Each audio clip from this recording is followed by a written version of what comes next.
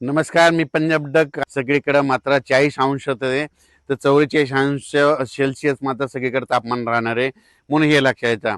आता सर्व शेतकऱ्याला सांगू इच्छितो की आता उद्यापासून हवामान कोरडं राहणार आहे. मग आता परत पाऊस कधी येणार आहे? तर राज्यातल्या सर्व शेतकऱ्याला सांगू इच्छितो की तुमच्या शेतीचे कामे करून ठेवा. आम्ही सगळे शेतीचे कामे व्यवस्थित करून ठेवली, कारण की मराठी सालाप्रमाणे सांगायचं झालं तर आता कंप्लीट 33 दिवस मिरग राहिला, म्हणजे मिरग निघायला मराठी सालाप्रमाणे 33 दिवस राहिले. आणि इंग्रजी महिन्याप्रमाणे जर धरलं तर तुम्हाला सांगतो 41 दिवस पाऊस राहिला आहे. म्हणून हा अंदाज सर्व शेतकऱ्यांनी लक्षात द्यायचा. म्हणजे इंग्रजी महिन्याप्रमाणे 41 दिवस पाऊस राहिला, ते हे एक लक्षात यायचं. आणि मराठी आखिदी झाल्याच्या नंतर कंप्लीट 40 दिवसाला मिरग निघतो, म्हणून हे देखील सर्व शेतकऱ्यांनी लक्षात घ्यायचं. आणि राज्यात तुम्हाला सांगू इच्छितो मे मध्ये मग मान्सून दस्तक कधी देणार आहे?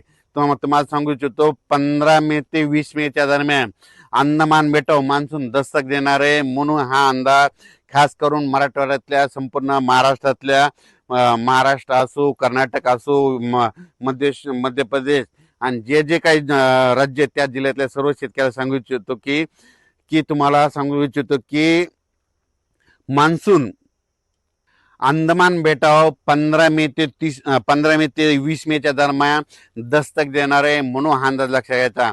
कारण की एकंदरीत अभ्यास केल्याच्या नंतर तुम्हाला सांगू इच्छितो की 15 मे ते 20 मेच्या दरम्यान कधीही मान्सून अंदमान बेटावर दस्तक देतो, तिथं दाखल होऊ शकणार आहे. म्हणून हा अंदाज लक्षात घ्यायचा. आणि आपण आपल्या शेतीची मात्र कामे करून घ्या.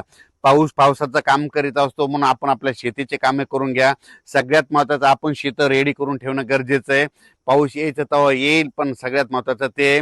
त्याच्यानंतर काय झालं की बऱ्याच शेतकऱ्याचे असे फोन आलेत, यावर्षी एल निनो पाऊस यावर्षी कमी पडणार आहे. तर मला सांगू इच्छितो, एल निनो असो या नसो, दरवर्षी आपल्या महाराष्ट्रामध्ये भारतामध्ये मान्सून येणार तर येणार, येतो तर येतो, हे सर्वप्रथम लक्षात घ्यायचं. तर तुम्हाला सांगतो एल निनो बद्दल एक छोटं सविस्तर सांगतो. तुम्हाला सांगतो एल निनो कधी उद्भवतो? डिसेंबर महिन्यामध्ये उद्भवतो. आणि डिसेंबर महिन्यामध्ये आपल्या इकडं थंडी असते. मग डिसेंबर महिन्यामध्ये तिकडं प्रशांत महासागराचं तापमान कमी झाल्याच्या नंतर तिकडं खूप पाऊस पडतो. पण तुम्हाला एक सांगतो, डिसेंबरमध्ये आपल्याकडे थंडी असते, म्हणून त्याचा काही अर्थ इथे संबंध नाही.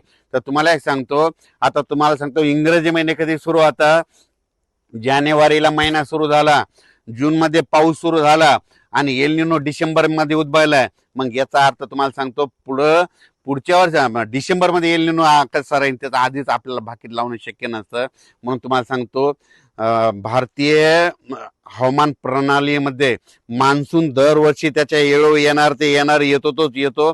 पण यावर्षी कसं असं तुम्हाला सांगतो, हे ग्लोबल वॉर्मिंगमुळे, वाढत्या तापमानामुळे काय झालं, निसर्ग 22 दिवस पुढे सरकाला, थंडी 22 दिवस पुढे सरकली, उन्हाळा 22 दिवस पुढे सरकाला. लहान मुलाला जरी विचारलं तर पाऊस कधी येणार, तो म्हणतो 7 जूनला येणार. पण ह्या वाढत्या तापमानामुळे ह्या 5 ते 7 वर्षामध्ये काय झालं, निसर्ग 22 दिवस पुढे सरकला. म्हणून दरवर्षी 7 जूनला पाऊस येतो ना, मग दरवर्षी त्या 7 जूनमध्ये 22 मिसळा, म्हणजे जूनच्या शेवटच्या आठवड्यात पेरण्या होतील. म्हणून हे सर्व शेतकऱ्यांनी लक्षात घ्यायचं. म्हणून हे अंदाज सर्व शेतकऱ्यांनी लक्षात घ्यायचा. यावर्षी तुम्हाला सांगतो हे सगळ्यात चांगलं साल आहे. कशामुळं? यावर्षी म्हणजे खरीपात पाऊस कमी असला की पिकं चांगले येतात.